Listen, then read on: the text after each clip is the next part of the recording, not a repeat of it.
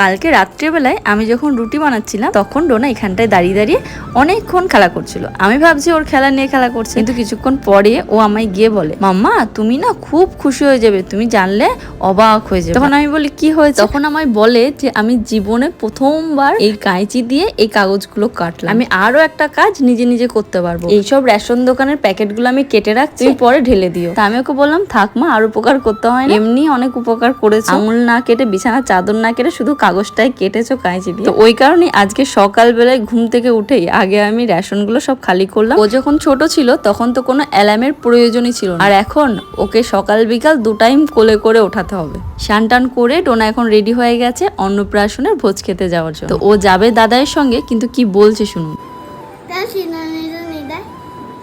মাথায় already clip belt রয়েছে, এর উপরে আবার টুপিটা পরে, তাহলে তো চুল খারাপ হয়ে যাবে। এই জন্য বলছে আমাকে চিরুনি দাও, আমি ওখানে গিয়ে চুল আঁচড়ে নেবো।